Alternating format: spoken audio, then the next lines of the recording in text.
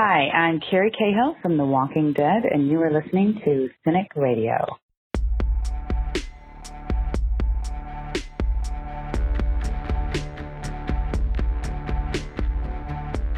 You're listening to the Cinik Radio podcast. Now, your hosts, Igrihe and Cinik.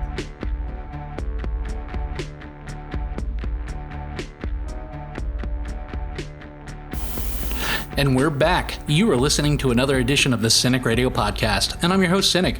And joining me, as always, the assistant to the regional manager, your friend and mine, Igrihe. And on this week's show, I get the honor of interviewing the amazing Kerry Cahill. You know her as Diane from The Walking Dead. We also review the tension-filled Season 9, Episode 3 of The Walking Dead, entitled Warning Signs, because we are the Cinik Radio podcast. Like, listen, subscribe. But always remember, just because you stop killing people doesn't make you any less of a killer, and people don't tend to forget. Sorry about ya, rot. But more importantly, enjoy the show. My guest this week is the bow-wielding badass on AMC's The Walking Dead. You know her as Diane. I know her as the very talented and social conscious Kerry Cahill.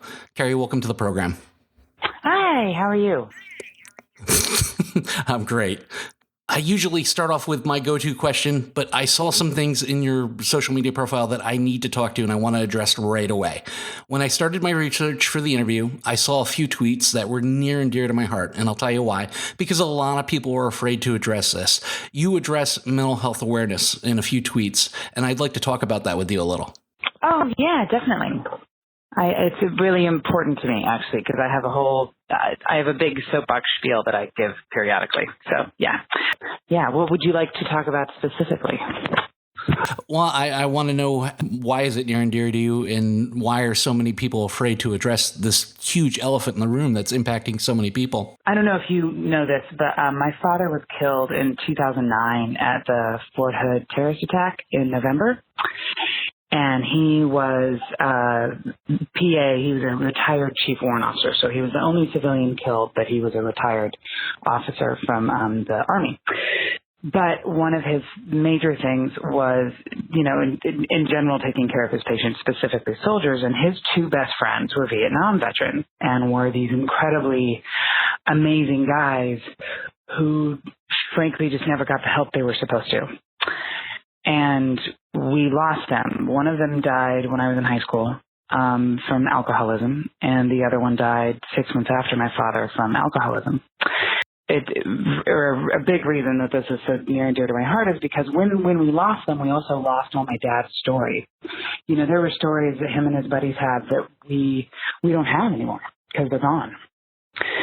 So part of the reason it's really important to me is because I don't think people realize, because when you're sort of stuck in a dark hole, it really is hard to see out of it. It really is. Like when you're stuck in there, you're not thinking, oh, people are going to miss me or I'm worth something. That's not what you think when you're there.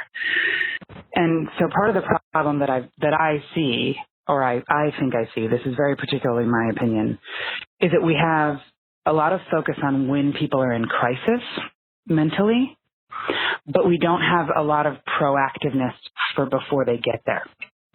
So one of the things I tell a lot of veterans, because my dad's first question anytime he got a soldier in his chair was, how are you sleeping?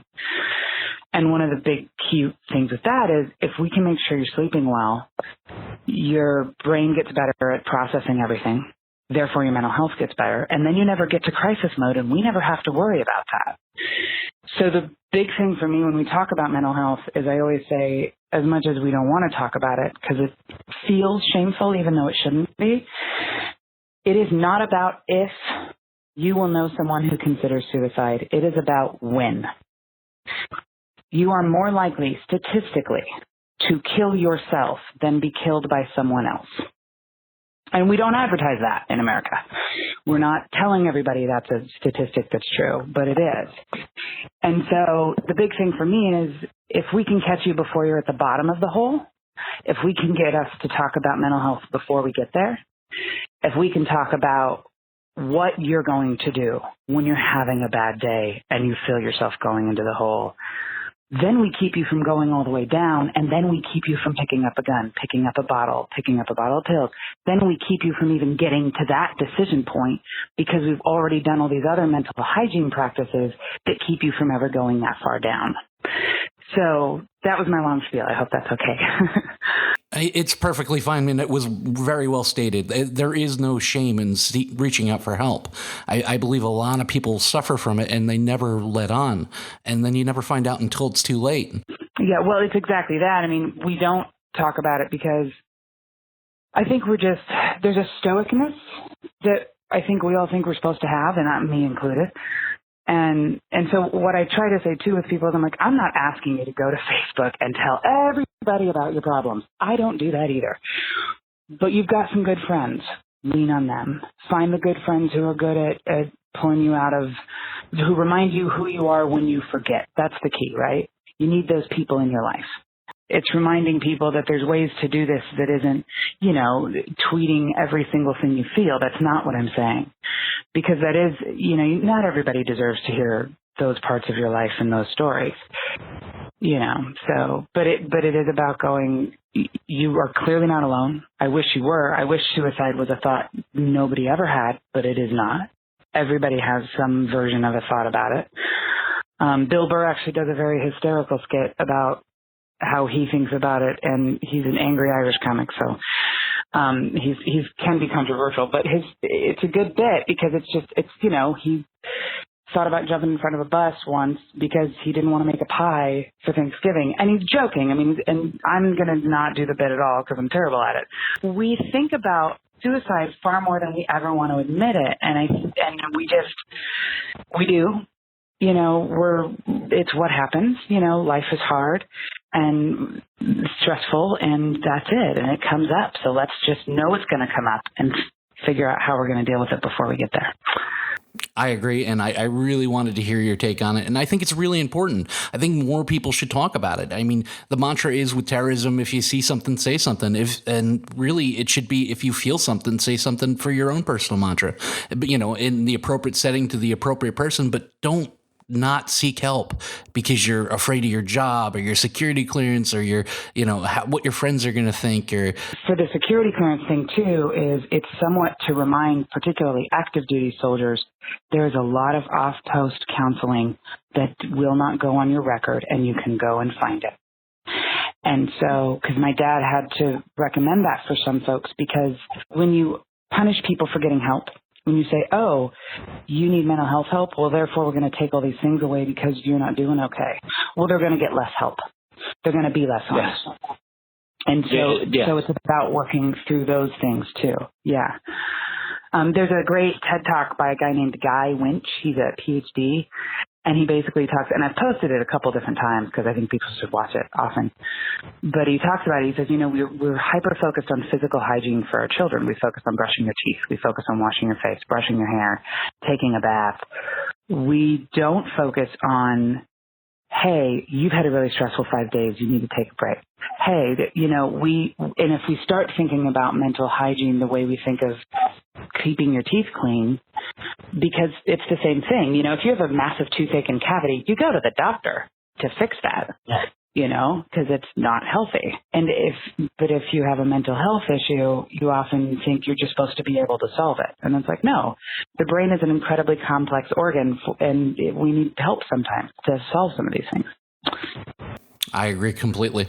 So on to more happier and uplifting things, but I'm glad that we got a chance to talk about that because that's important to me because I don't see a lot of celebrities talking about it, and they need to because you guys have so much input anymore in the way that people see things, whether it's selling products or whether it's social issues. So it touches me. So I know it'll touch my listeners, but I'm going to go to you, my standard question, because it fascinates me, and every actor or actress has a different answer. What was it about acting that made you say, I want to do that for a living? Oh, okay. So I have a whole theory that I didn't choose to do this. I think art in general is a bit of a calling because this is a very unstable life. We don't get regular paychecks. We don't get regular work. We're constantly doing job interviews. I'm on a show that I love, and it's very dear to me, but it is not stable because at any moment something could come from the woods and kill me.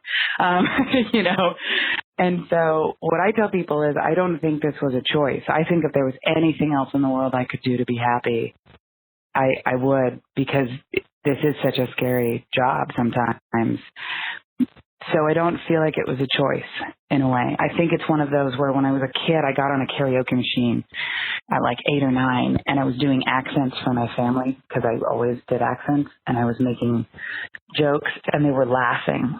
And there's something about that moment that I still remember, and I think there's just the ability to affect a large group of people and connect to them, and I think there's something addictive about that in a way, and just fascinating. Yeah.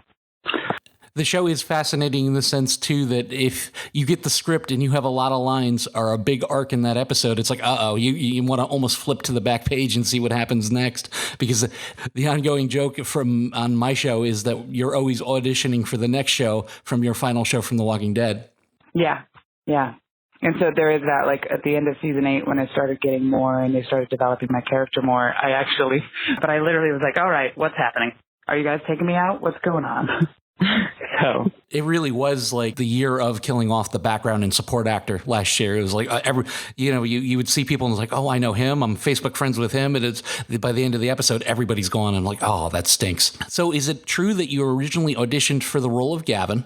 And what was the casting process like? Basically, I'd auditioned for the show about 7 or 8 times, and this was the, I think 8th time or something, and I remember telling my agent very aggressively, I was like, this is the one, I know it, I'm going to get it.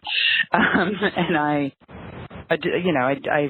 taped, and I sent it in, and then I got the call the next day, and in my head I was like, I knew it, and they're like, okay, well, you didn't get that one, but you got a different role. And Walking Dead is so secretive that I actually didn't know my character's name for till the day before I left to film, because I just knew I got a part and it was in this new world, and that was when I knew.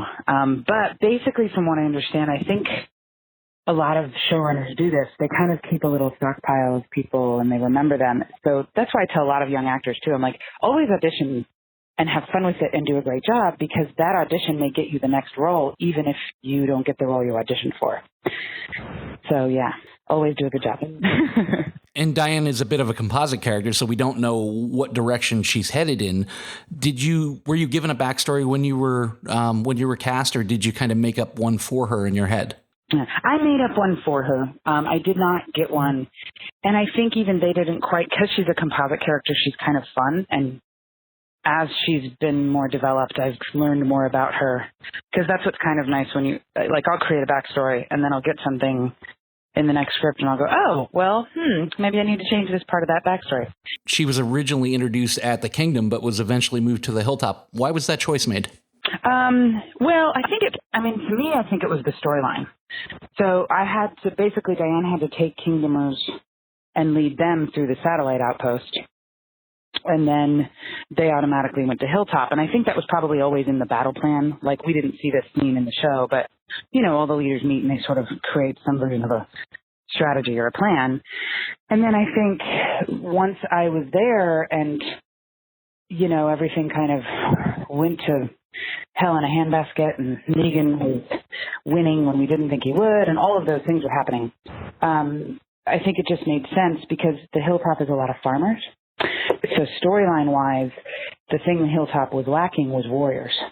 And that's the thing Kingdom wasn't lacking. Now, the other thing for everybody to remember is that, this is the apocalypse. Everybody at the Hilltop had no idea what happened at Kingdom until we were stopped by Simon in the road and suddenly Jerry's bloody on the street. That's when Diane knows something is wrong. There's no cell phones, there's no walkies that go that far.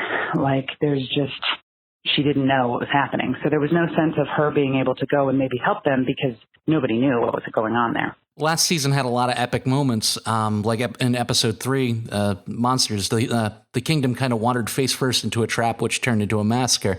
And I talked to Carl McKeon about this when I interviewed him last year, and he had some interesting thoughts on it. What was your thoughts on that turn of events, and how did you feel seeing it unfold? Because you very well could have been in that pile as well. Oh, yeah. It was a combo of wanting, really sad that I wasn't there, just because they really are all my friends. That's who I started the show with. Mm-hmm. So that to then not be able to be there when our entire community gets decimated is simultaneously, okay, well, at least, okay, clearly I'm not dying. So the actor in me is being slightly selfish, going, okay, well, good. My character's not dying. That's good. But, Diane certainly would have wished to have been there, But I think, it was terrible, sad, but it was, I don't know, it was good TV, right? That's the thing. It really this was. is a story where that would have happened. It's believable that they know where the biggest threat is. The kingdom has a lot of people who know how to fight. Of course they're going to take it down. Of course they're going to do that. Why wouldn't they? That's good battle strategy. And in the final showdown on the finale, you guys were out there slugging it out in the hills. What was shooting those final battles like? And did you believe that anyone was going to be killed going into it? Oh, of course. I always think someone's going to die. I'm also my humor can be a bit dark, and I have a bit of a gallows humor as well. So, I always think someone's going to die. But it was huge. It was, the hilltop, I think there's probably 2 acres we were setting stuff up and being around. So, I'm up near Maggie. Meanwhile, there's a camera 100 yards away filming somebody else with the school bus, with the thing. So, it's really cool. This is what you sort of as an actor look forward to, is when you get to do these really big, huge scenes with everybody, and everybody's running around, and, you're barely playing pretend anymore because it's just so authentic, and there's really all that stuff there. And yeah, it's fun, and it's terrifying because you're always like, who's going to die? Now, we know Diane, the character is stuck to the script, but does Kerry the actress feel or agree with Rick's decision to keep Negan alive? Me as the actress. Okay. So I go back and forth through these things. I have personal experience with being angry enough at somebody for killing a loved one. So here's how I would think about it, just as me, myself, and I, Kerry Cahill. Killing Negan would make him a martyr. There's a lot of power in that. A lot. Because then he doesn't exist anymore. Nobody can see him failing or coming back out or what have you, in terms of being able for him to now change support or do whatever he might do, which I have no idea what he does. And so what you do when you take someone out like that, so basically if you give somebody a myth, it's a lot easier for them to be massively inspired by it because they don't have a person in front of them to destroy that myth, right? And so that's what could have happened if Negan died. Keeping him alive, what you get is the possibility that he can come out and say, Rick's way is better. So in terms of what's the best gamble, I actually think it's keeping him alive, because the last thing he can do is come out, much like, if I'm honest, there was a very high up leader for one of the gangs in California. And he actually came out in prison against all of his previous behavior.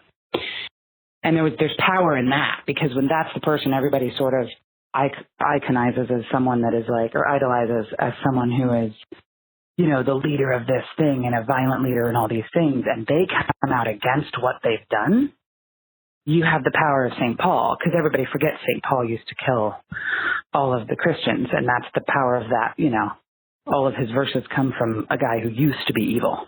So anyway, that was a very long-winded way of saying, I think personally I agree with keeping Negan alive. Okay, and keep him alive and hope he reforms and kind of changes his ways. We aren't spoiling anything by discussing the loss of Rick Grimes to the show. How do you think it affects the show going forward? What was the vibe on set for the rest of the season? Okay, so it clearly affects the show heavily because there's, I guess the way you look at it is, when you look at a huge clock like Big Ben, there's these large cogs in it, and they're the ones that are just sort of driving everything. So now what we've done is, since that's going away, it's leaving space for other things to drive the story. So what we have to do as a cast, but what I think we're well prepared to do, is figure out, and the writers, really this is the writer's room, and this is Angela and the showrunners, where they're going to shine, is figure out where they're going to drive this story now. So I think it gives space to sort of tell the story in a different way, and follow different people. because once one of those main cogs is gone, well, you have to fill it, but you have to fill it differently because no one can ever replace him, ever. And I've said this a lot, and a lot of other people have, but I think what Andy Lincoln did as well is he set a really incredible tone for how hard everybody works, how much we care about these characters, and what we bring to work every day. So to me, he's left a really strong foundation to be able to build this show without Rick. So I think it's going to be incredible and exciting and clearly different. And I think everybody should really like where it goes. Well, yeah, there's a list as long as your bow of shows that haven't done well once the lead leaves, but they also didn't have an ensemble cast like The Walking Dead does. And I really feel over the last couple seasons that it's kind of gone away from being a Rick-centric show anyway. The story isn't about Rick. I mean, last season was mostly about Negan and mostly about some of the other major characters. So I really feel that it was almost time. It was almost time for the story to move in a different direction. And as disappointed as I am to see, Andy Lincoln not on the show anymore, because I really like his acting and I've grown fond of the character of Rick. I mean, I always say on my show, nothing makes me lose it more than any time I see him cry. Like, he's such a strong guy, but every time he starts crying, I feel like, oh man, this is rough. I gotta pause this for a second. I'll get up and come back to it. So if he's able to have that kind of effect on somebody like me, then you just know that the acting is strong. So you brought up the showrunners, and that is a great point. With the new season brings a new showrunner. The very talented Angela Kang took the reins. Why should the fans be excited about this? Number one, they should know she already was a writer on the show, obviously. So she already knows the world. She already knows what it is, the rules of it, how it works, and where it's coming from. And then the other thing is that any showrunner, they bring a new perspective. And with Rick leaving, with all of those things happening, I think it was the perfect time to bring in a new perspective and a new point of view of where we can go and what stories we can tell with the world as it is. So I think in terms of that, I think they should be excited because to some extent now they're going to get to see the Walking Dead world a little differently, because that's the only way that's what showrunners bring, is a new perspective. And so I think it's a new look into a world we already think we know. And you could even tell in the premiere, the premiere felt like a whole different show to me, even from the beginning. And I know that was probably why they did what they did by changing the opening, but it's just the tone of the show felt completely different. And I have to say that I enjoyed it. It felt renewed to me. Yeah. I mean, she brings in fresh energy. She brings in a new perspective. She brings all of that with her just by the very fact that she's the new showrunner, So, yeah, I'm excited for where it goes.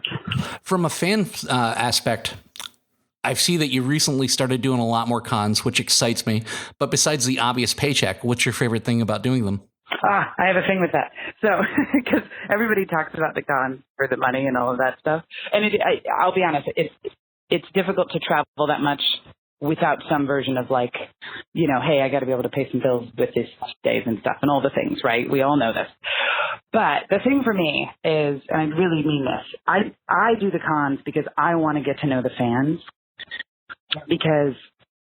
And I will say this out loud. I've had a couple people come and say, they're like, well, I don't have any money, but can I at least say hi? Yes, you can always say hi. Always. Oh, that's so sweet of you, because I know a lot of people that won't do that. Yeah, it's my whole point. And I'm also lucky enough that I don't have massive lines, so I don't have to move as quickly yet. But my whole point is I came from theater. And so with theater, the audience is literally right there. So I get to talk to them. I get to see them. I get to feel their laughter or not laughter when I'm, whatever scene I'm doing. And with TV, it's so different because I don't get to connect to them, to the audience, till I'm at a convention where I get to actually meet people. So that's what I love about them, is being able to connect and talk with people about the show, what they identify with, what they don't, what it brings up for them, all that stuff. And it's sort of a good chance for me to, connect with the audience, which is why I think most of us do this job. Well, and that's the great part about it, and I've brought it up in previous interviews, is that if you're on the show, they don't forget you, whether it be one episode or 12.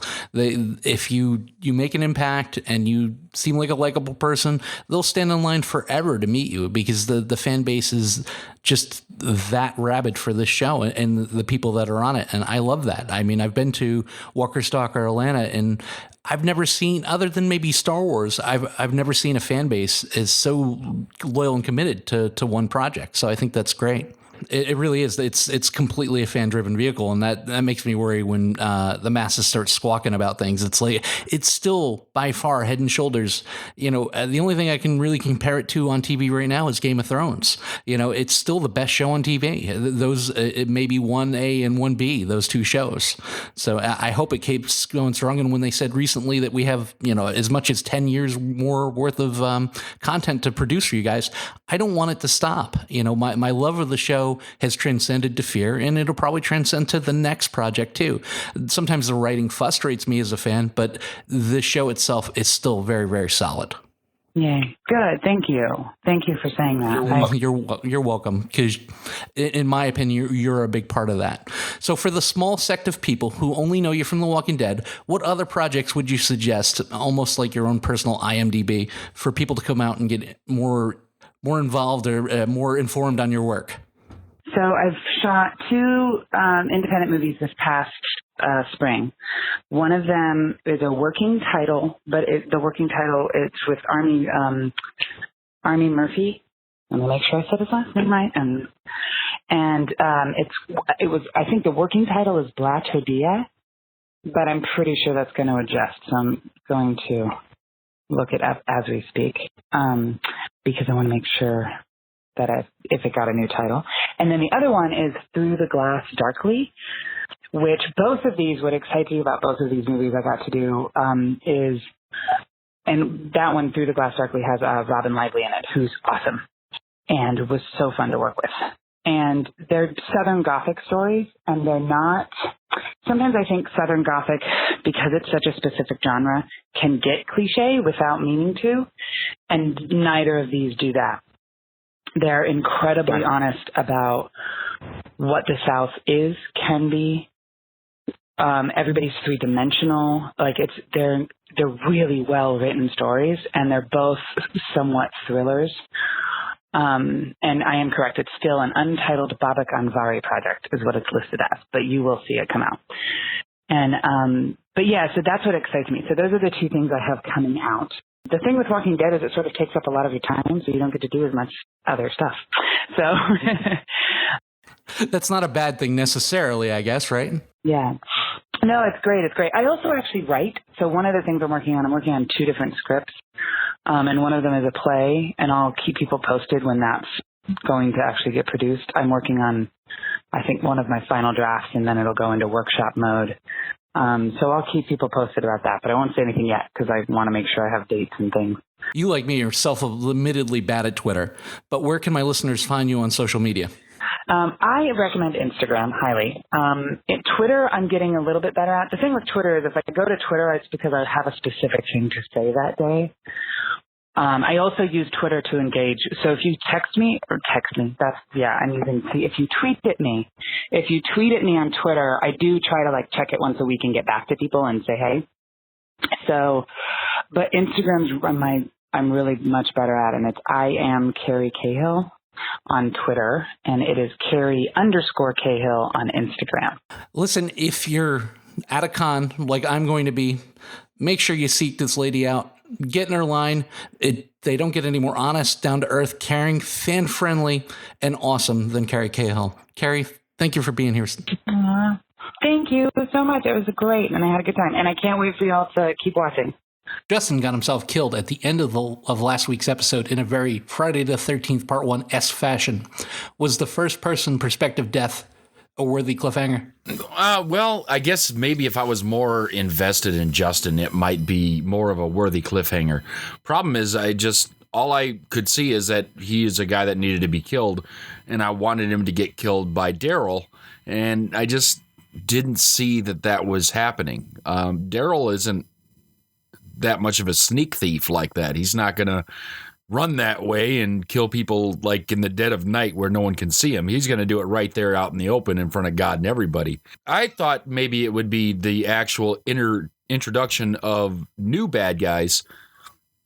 At least that's what I was hoping for. So I was a little bit, cliffhangered on it, but not completely. It was pretty interesting, too, the way they made him and Daryl, Justin and Daryl, very similar. I saw a great meme over the week that said, basically, this is what it's like when you and somebody else are using the same character in the game and they're wrestling around and they looked alike. It was pretty fucking funny. And it's pretty accurate. They got me in. I mean, but mostly it's because I know Justin, the actor. Being a huge Shameless fan like I am, were you surprised they cast such a recognizable actor like Zach McGowan only to kill him 2 episodes later?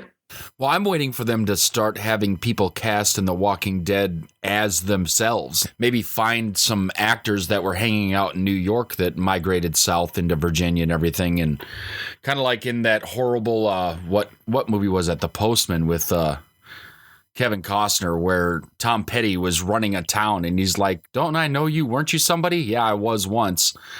I'm waiting for that to happen because I think they're missing some huge opportunities where they could put somebody in as themselves. I think it'd be fun, but it was really kind of a waste for Justin's character to get killed so quickly because he is recognizable and a great actor at that.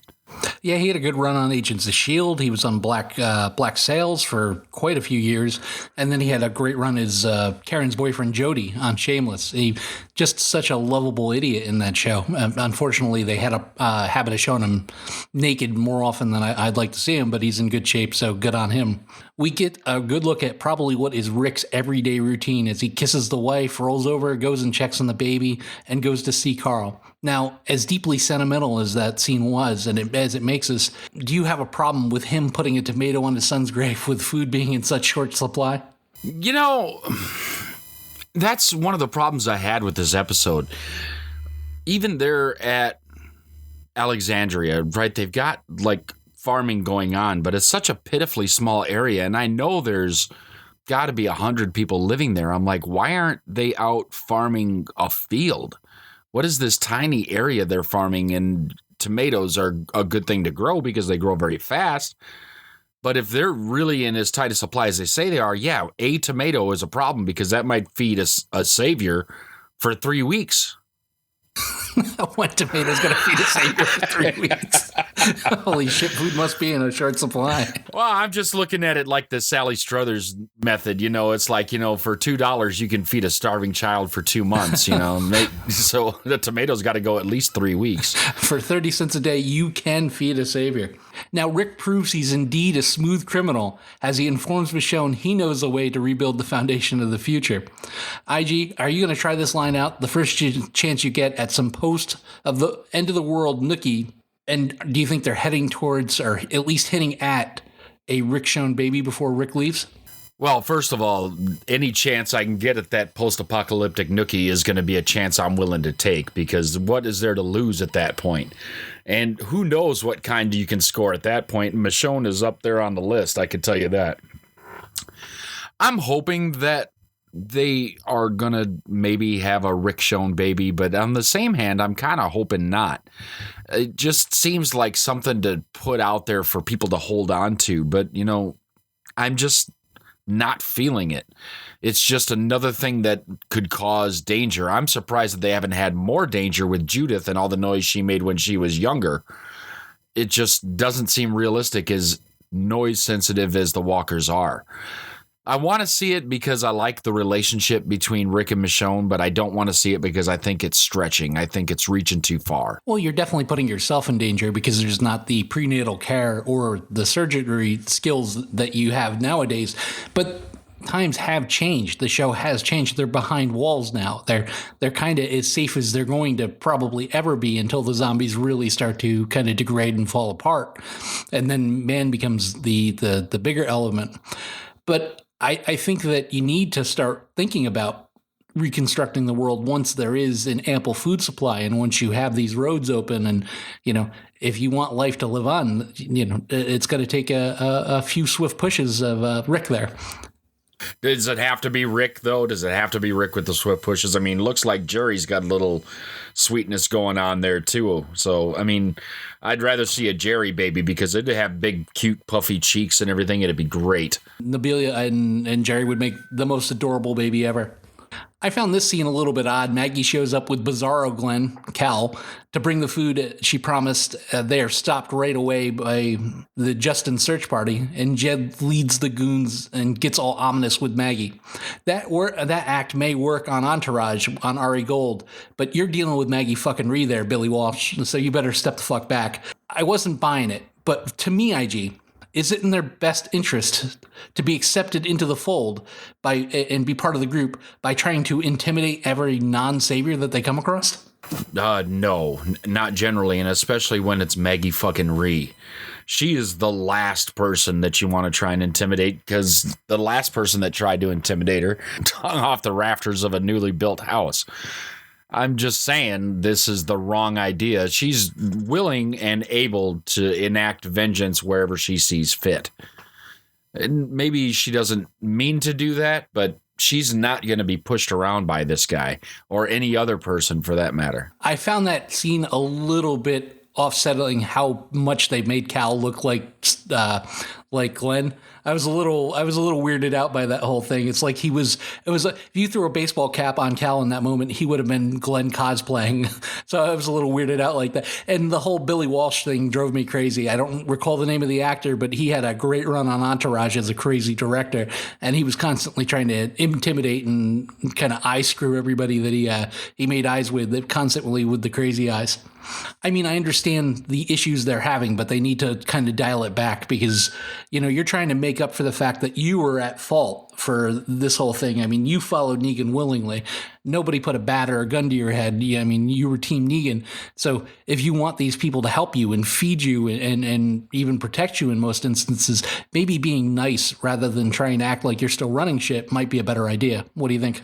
Being nice gets you so many things in so many places in the world. Just being nice will get you out of speeding tickets, will get you discounts places, will get you better service, and will certainly get you the chance to be alive in the zombie apocalypse. I think just being an asshole is probably the number one cause of death, because maybe, just maybe, somebody won't come if you're screaming for help. Maybe they'll just let you be devoured. Maybe they'll let you wander off in the night and be stabbed by who knows what. It just takes a little bit. It's just an extra moment of your day to be just kind or ask questions and just be honest. And I just don't get it. Like, they're just being dicks for the sake of being dicks because they're saviors. And I'm not a big fan of it. They really need to take some lessons from, most honestly, Carl. And maybe if Carl was still around, he'd be teaching classes on how to be nice and crazy all at the same time. Yeah, we're getting to the point in the series, too. It's kind of like you start to wonder what would happen if this person was still around? What would happen if that person was still around? And we'll probably do that with Rick going down the road. Like, how would have things changed if Rick was still here? Even though I think they're secretly making Aaron Rick episode by episode, just slowly over time. A perfect example of being a dick or being nice in situations, how the results will vary.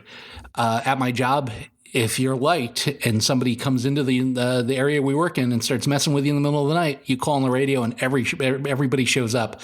We had a coworker that nobody liked. He went over to the bar before work, which isn't acceptable now, got a tad one on, talked some garbage to some people in the bar. They followed him back to the rail yard. He started yelling for help, and they shut the lights off on him and locked the door. And he received a beating. So, I mean, be nice, folks, because you never know when you're going to need that extra hand from people. We get a very This Is Us / Grey's Anatomy montage showing what great parents Rick and Michonne are as they play with the angel of death, Judith. These moments like this, IG, getting us to care more about Rick, are they just lifting us further up just to drop us farther down the Grand Canyon when he's gone? Yeah, that's it. They're giving us something to hold on to. And the thing is, they had some of those moments with Carl that they gave us some moments in the episodes leading up to him meeting his demise that made him dying hurt that much more. And Rick, with as long as he's been in this show, has been the center of the show. It's always been about Rick. And anybody who says anything differently hasn't been watching the same show.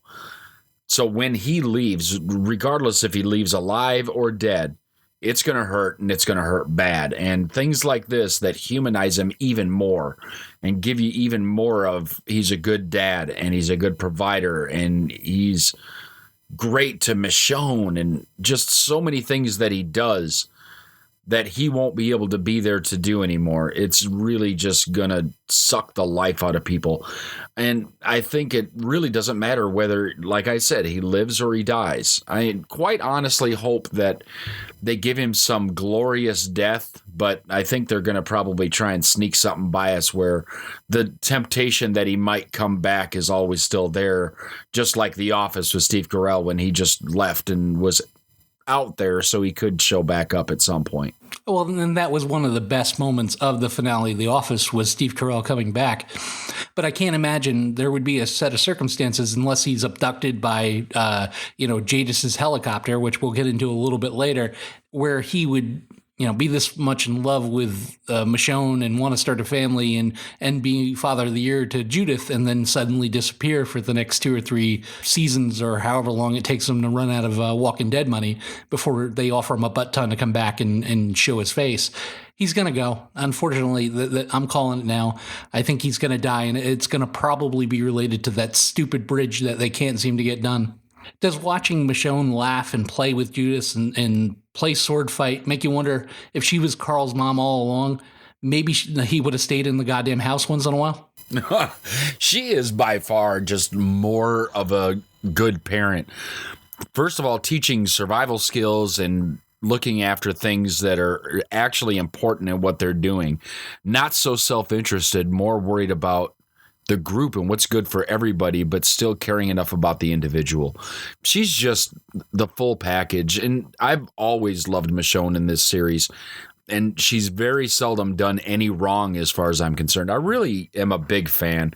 And at this point, I would probably be more upset at Michonne leaving than Rick. I don't know if I agree with you in that instance, but I do love her character. I mean, they did her a great disservice. I think it was season 3 when she showed up at the prison and they never had her talk because Denai is such a great actress and can deliver lines. And that just showed you the kind of the lack of dialogue they had and direction they had for their female characters.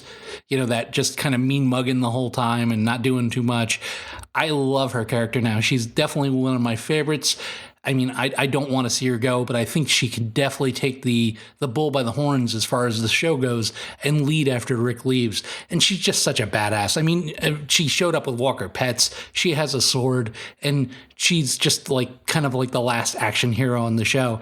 If there was one person fighting for me, I would definitely want to be Michonne. And if there was one person I was going to leave to raise my kid, I think she's right up there on the list. Oh, most definitely. I mean, Carol has too many other things going on to try and put it on that. Maggie's got her own baby right now and is really kind of taking on more than she probably should. I think Michonne's in that perfect set where she's important to the community, but still cares enough about the individual to take care of Judith in the long haul. To get her to write the code of conduct, I think, is a genius move because she's intelligent and she's just. And that's what they're missing right now is Maggie went all True Grit on us and just went and hung Gregory. But I think there really ought to be trials. And I think there really ought to be a public forum. And I think there really ought to be, a book of rules that they need to go by going forward. Because there's some stuff that happened later in the episode that I think really needs to be addressed, but just kind of was glazed over. Finger pointing and riot is brewing at the camp. Jed Colcock's owl, which I gave him the thumbs up for. My Facebook buddy Matt Mangum throws shade at Daryl. Nice job in that scene, by the way, Matt.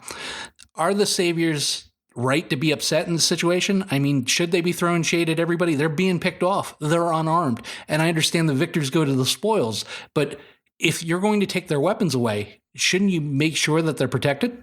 Well, I think they're trying to make sure they're protected, but, too many of them have Carlitis where they want to go wandering around doing their own thing. They have this mentality like they're still Negan And that's where the problem arises. They think they should still have all the same rights and responsibilities that they did when Negan was running things. Negan isn't running it anymore, so no, you can't be that way. That's where I kind of come across from where these people are doing things. It just doesn't fit. The saviors have not really chosen to live as part of the Commonwealth or the group anymore. They're still trying to maintain their anonymity and their own side instead of being part of the greater picture.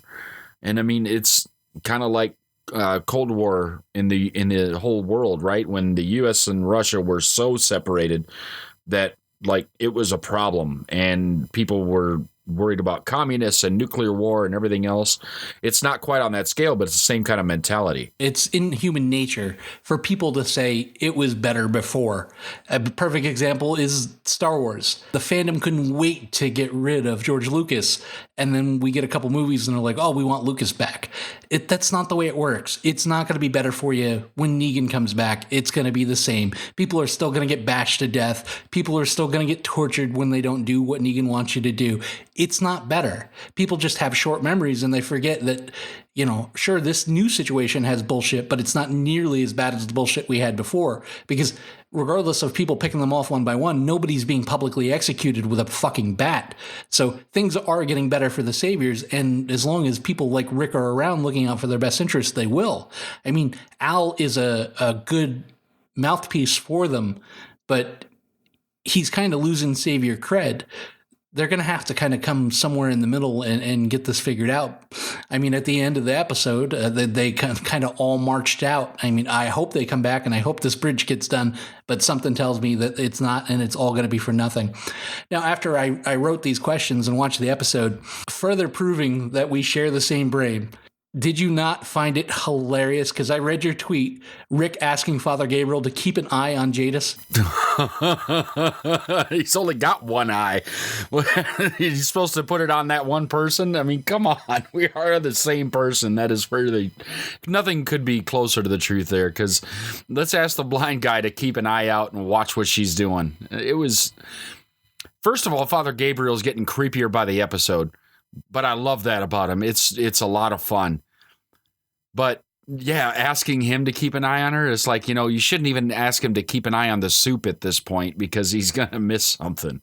Well, yeah, I know. What's next, Rick? You going to go ask Aaron to give you like a high 10 or something? I mean, that was in bad form. It was kind of hilariously cruel.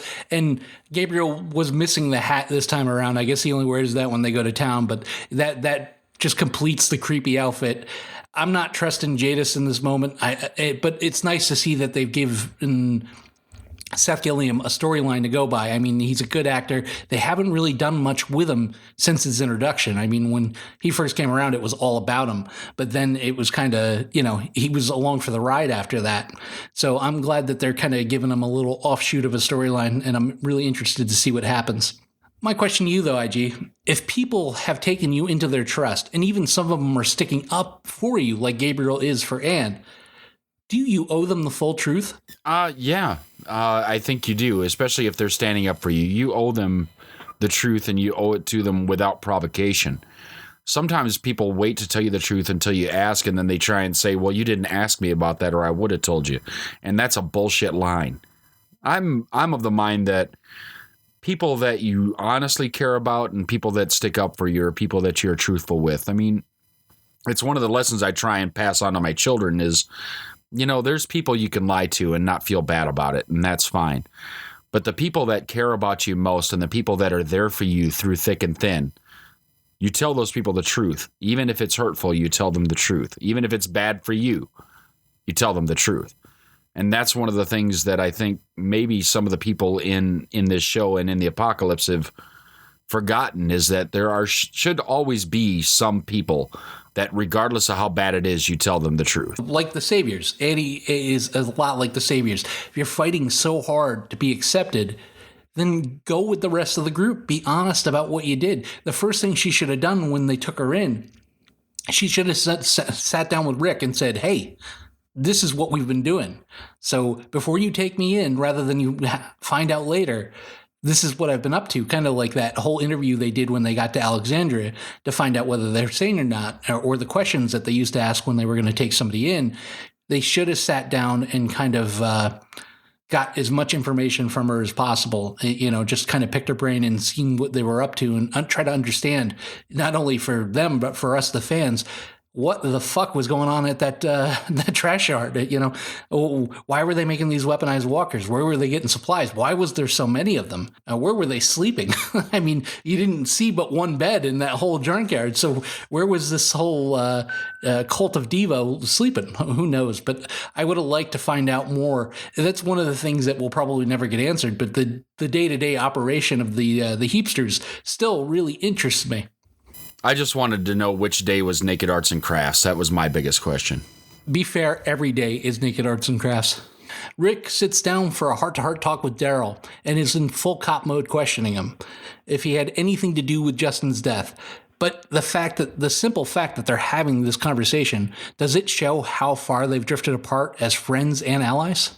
I think so. I think, honestly, that's one of the biggest indicators in the show thus far. There have been other ones, but Daryl, as far as Rick is concerned, he does not trust or care that much about him anymore. I think he's only allowing himself to still answer to him in any way because he's biding his time.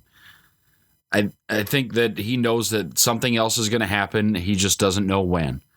And if he were to jump out and do something now, it would go against the alliance that he has with Jesus and Maggie and whoever else is involved with that. Yeah, there is definitely separation. They are not the brothers from another mother that they once were. Yeah, I mean, that hero's march up to Hilltop and Daryl is safe and he's there and he recovered Rick's gun from Fat Joey. You thought these guys are going to be friends for life, only to have them turn around and cause them adversaries. And once again, I'm throwing it out there to the makers of The Walking Dead. Please don't have Daryl do anything to kill Rick, because I'm not only going to be aggravated, but I'm just going to be done. If anything, make him there at the end and try to save Rick, even if it puts his own life in peril. I would respect that a lot more, because I have a feeling that Daryl, as a person, as badass as he wants to be, when Rick's gone, he's really going to feel it. We always hate the person in charge. We always, boss parents, you get aggravated being told what to do because it doesn't always ever seem to go your way and you're not being listened to. But when they're gone, I mean, it's a defining moment in your life. So I really hope that Daryl doesn't have anything to do with killing Rick, and he does try to save him in some way. Rick's influence on Daryl will go forward, and he'll be a more positive leader, because I don't like this cabal going on with Maggie and Daryl. It turns me off. I really think that we don't need this friction. There's enough between Rick's group and the Saviors group that we don't need it from within. During the conversation, Daryl basically lays it out for Rick that it shouldn't have been your decision. It should have been everybody's decision, from Hilltop all the way down to Oceanside. Do you agree with him? He's absolutely right. I mean, he basically formed a dictatorship without anybody standing behind him. He just said, this is what we're going to do. We're going to keep Negan alive. We're going to take everybody in. We're going to provide for everyone. And that's just not an appropriate way to survive this kind of thing. People that have a functioning economy telling them now you have to give up some of your economy to these other people that can't produce anything for themselves. It's communism, and communism fails everywhere. It's good on paper. It never works out.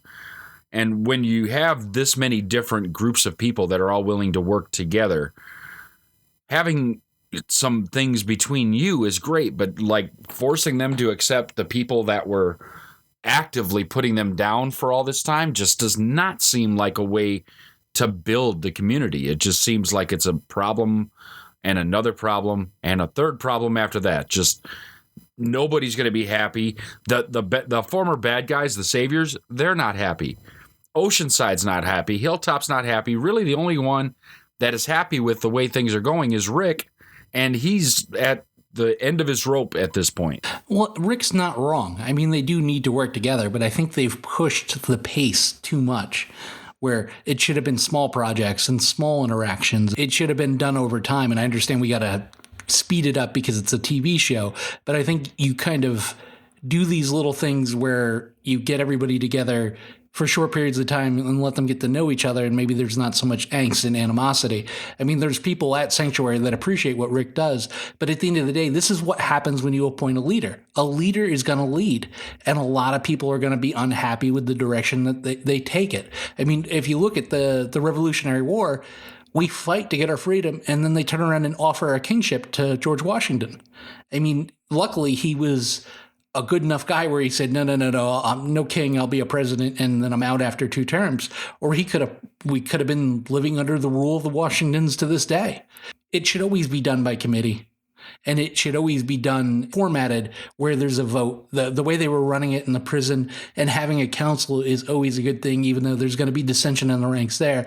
I'd rather have it dissension in the ranks there than people like Gregory trying to undermine one single person. So we get some extremely predictable danger for Cindy, and that opens the door for Arat being kidnapped. I don't know about you, IG, but this was my one problem with the show. All that was so predictable. As soon as she stepped on the porch, I'm like, that porch is going to break and they're all going to come busting out. I mean, it was a neat sight gag where the walker was falling apart as she was trying to wrestle with it. But could you see that coming from a mile off? Yeah, it was just too predictable. And this show does that every once in a while when they feel like there hasn't been something like that in a while. It's like time to do it, because the door that had the boards nailed across it was holding just fine right up until the porch broke. And then all of a sudden that's going to break, like just dramatic timing. That's the time that the door gives way. It's just too convenient. It's too easy. And that's one of the things they've done a number of times, where they made things way too simplified. I'm not a big fan. It was cool to look at. There was some cool things going on, but it was too easy. And I'm not a fan of when they take these shortcuts. There's no need for them. There was no point in that scene in the entire episode. It did Cindy a disservice, and it did Maggie a disservice, because it made them look weak. And at this point, these people should be used to kind of managing these things. So if you got to add 10 more walkers to the shot to make it more heighten the danger, or some other reason why it would be difficult. I mean, it was a neat sight gag with them falling apart, but why are we wrestling them at this point? You know that distance is your friend in these situations. You either take them down and kill them, via kick or trip or whatever, but you don't let them get your hands on you. I mean, Maggie pushing them all back into the door and kind of struggling with them. We know that, they're going to follow you. Just back up and slowly stab them one by one. I kind of wish that they would. None of these people are hiding. Maggie is a leader of a group. Cindy is a leader of a group. They're more than capable of fighting walkers. Stop making them look weak for whatever reason you're doing it. It didn't heighten the sense of danger, and it actually would have been a little more impressive if they were done finishing them off when Rick and Daryl and the rest of them showed up. One of the pairings looking for Arat was Carol and Rick, and they were discussing the future and the state of things. Carol admits that she wanted to pull the trigger just before the riot started, just to end it before it started. Rick breaks down and tells Carol that he thinks about Daly just going down and killing Negan. Did it surprise you that he had these thoughts? And if you were him, would you be able to resist? It doesn't surprise me that he has these thoughts. I mean, there have been people that have been incarcerated in different places in the world that I can only imagine the people that put them there had those thoughts every day. Charlie Manson, for example. The people that were in charge and had him in holding, I can't believe that at least once a day, nobody in that group thought, we should just go kill him and just rid the earth of his scourge. And yet he died of natural causes. So why wouldn't you think that? And the problem is there is no justice system out here right now to prevent him from just going down and doing that. And there'd be a fair amount of people that would stand up behind him for doing that. Now, granted, it would probably disenchant him to the saviors and the sanctuary, but at this point, they're not really the strength holders anymore. So now, if any time, would be the right time to do that kind of thing.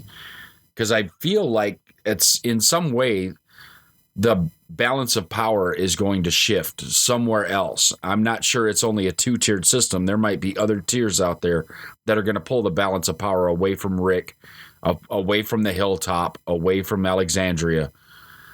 And that's going to be a problem, because they might just reenact the Negan lifestyle and put him back in some form of power. There is real evil in the world. And I just don't think that if you capture it in a bottle or a box or a trap, that you should ever let it go. And I know a lot of people say, well, you'll make him a martyr if you kill him. I'd much rather have him be a martyr than the actual evil that's inside Negan. The people he can rally, the trouble he can start, and all he has to do is get outside one door. You can't allow it to survive. It's like a horror movie when they put down the killer and they shoot it with one bullet when they've got just a gun full of bullets. Unload on that thing. I wouldn't be able to stop myself. Negan would have never made that cell because he would have bled to death in that field. Only because I believe that he's just more trouble than he's worth. Making an example out of him, you can make an example out of a less dangerous guy. Throw him in jail for the rest of his life if he breaks the law, he steals a tomato, whatever. Negan is just too dangerous to be left alive, and I'm surprised Rick hasn't done anything about it. All right, IG, let's talk a little Jadis. What in the tire hell was going on there? What is an A and a B? Who's she talking to? And do you think Gabe is the A that she's trading in? All right, who I think she's talking to, there's a lot of answers for that. Now, what the hell was her name that came and gave them the roadmap to rebuilding life? Georgie, right? I think it might be part of her group. That's my first guess. Second guess, like from reading some of the comics and everything, would be the Commonwealth, and we're going to get them instead of the Whisperers, which I'm hoping it doesn't go that direction, and I don't think it will because they've already announced casting of Alpha and Beta, so I don't think it's necessarily going that way. I don't know who it is, but I would gather that Alpha's A's and B's. A's are top tier, B's are the next tier down, or anyone lower than an A. Rick is an A, Negan is an A, Michonne is an A, Eugene's probably a B, just because he'll cower in fear. He's smart enough to be an A, but he's not an A. I don't know. It's a little confusing, and that's something I really wish that they hadn't just skated over so quickly, but I'm hoping that the cliffhanger from getting those things is worth the payoff. I hope we get some really cool stuff, but I hope they don't take the Whisperers and turn them into something else. The Whisperers were more caveman-like. They were not full of technology. They lived in more of a caste system where Alpha and Beta were just like a wolf pack. You had the Alpha, the top one, and the Beta, the second one, and everybody fell in line beneath them. If they do this thing where they've got helicopters and walkie-talkies and everything else, it just takes away from the mystique of what they were doing. And I don't know. There's a way they could make it work. I'm interested. They've got my interest peaked with this kind of stuff. I am really ready for it, and I'm hoping that we get it next week and they don't put it off for the last episode with Rick. I think they're going to tease it, but we have a few more episodes to go, and I'm not sure if the Whispers will be the cause of Rick's death or not. I mean, that's a fitting end to introduce a villain that, has a little bit of clout behind them. I don't know where they're going with this. I think her name was Georgie that gave them the path to a new beginning. I don't think it has anything to do with her, but I just think that the whole thing is a little bit odd and a little bit unneeded, but it is giving Jadis and Gabriel something to do in the middle of the story. Jed and JD ambush Carol and Rick holding a knife to Carol's throat, and she ends up stabbing Jed and getting away. But they still tell him to put pressure on it because we're going to patch it up when we get back to camp. Should threatening Carol in any way just be insta-death? Well, if Morgan were there, it probably would have been. I'm surprised Carol has learned so much restraint that she can keep from killing someone who just actively was holding a knife to her throat. I don't know. I think that the relationships are strained to the point where everybody feels the stress and knows that it's real. So just killing somebody just because they made a mistake is almost too Negan. And if you're trying to get away from being that mentality, sometimes you have to let some mistakes go by. Now, it's not like he got out unscathed. He still got stabbed in the chest. But it's still, they let him live, and they're going to patch him up and let him live comfortably. Well, I've seen pictures from the next episode. They really should have put Jed down. He's an instigator, and he's dangerous. I mean, anybody that's going to threaten Carol in that type of way doesn't need to be in my universe, because Carol's one of my favorite characters. So you're going to put a knife to Carol's throat. It's Dunsey. As soon as he dropped that, Rick should have put one in him. Team Malcontent, Maggie and Daryl solve the mystery of the disappearing saviors as they come upon Cindy and the other Oceansiders are about to kill a rat. After hearing their reasoning, Maggie and Daryl simply walk away. Your thoughts on that scene, IG, the episode, and your rating? That scene to me was amazing. I loved that scene because hearing earlier in the series what Oceanside had to go through and what they were doing just to plainly survive, that all of the males in their group had been killed by the saviors just because they didn't want them to have any strength left. And hearing that Arat said when they were killing her brother, no exceptions, and her just taking her vengeance right there was the sweetest kill of a living person on the show, I think, to date. And probably also the most deserving one. I loved this episode. It really set me up and got me excited for the rest of the season to come. So, like, not a lot of movement, not much happened in it, but the right amount of movement to get me excited. The acting was great. The cinematography was on point. There was a lot of really cool stuff. Couple of small mistakes that we talked about earlier, but I'm willing to overlook those for the strength of this episode. I'm going to give it an 8.5. I really enjoyed it. I just need to know what the hell A's and B's are. As the two of them head off to see Negan, I find myself enjoying this show more than I did all last season. There's a lot of twists. There's a lot of turns. I wasn't mad at Cindy and the Oceansiders for extracting a little bit of revenge. Can you blame them? I like how they kind of tied it all up into a nice bundle, although it was a little convenient. This bridge just happens to be where the Oceansiders just happen to live in the whole state. That rang the convenient bell a few times for me, but I like the fact that we've kind of got a conclusion to that, and I don't blame them for wanting blood for their blood. And it reminded me of Inglourious Bastards a little bit, you know, the SS, just because the war is over and they took their uniform off, nobody should ever forget what they did. And it's the same with the saviors. I mean, they can integrate into society, but leaders like Arat, leaders like Gavin, leaders like Regina, they probably should have been rounded up and been sitting in a cell along with Negan because they were part of the power source. They were giving the orders, and Arat obviously took a lot of joy in what she was doing. Oh, I'm afraid of Simon, but you're smiling during it. You can't be a willing accomplice and a victim at the same time. I'm not sure where the Maggie and Daryl storyline is headed, but I can't wait for that showdown with Negan. I hope it happens. I hope they don't get stopped at the gate. It'll be interesting to see if they make an attempt at his life. I'm dreading the end of Rick's journey, but this season is head and shoulders better than anything we've gotten in the last year to 2 years. I'm giving Warning Signs an 8.5 as well. And that's going to do it for this episode of the Cynic Radio Podcast. I'm the Assistant Regional Manager, Igrihe, here with your good friend and co-host, Cynic. We had a great time talking about warning signs from The Walking Dead. We also really enjoyed talking to Kerry Cahill. She was a great time talking to her, and she's right. Make sure that if you're having any kind of thoughts of suicide or harming yourself or others, reach out and talk to somebody. It's important. Feel free to reach out with any comments, questions, concerns, or crazy news stories from your neck of the woods to CINIKRADIO@gmail.com. Find us at CINIKRADIO.com. Look for us on Facebook at Facebook.com/CinicRadio, and find us on Twitter at CinicRadio. And until next time, don't get captured. Follow the podcast on Twitter, Facebook, and at CinicRadio.com. Available for download on iTunes.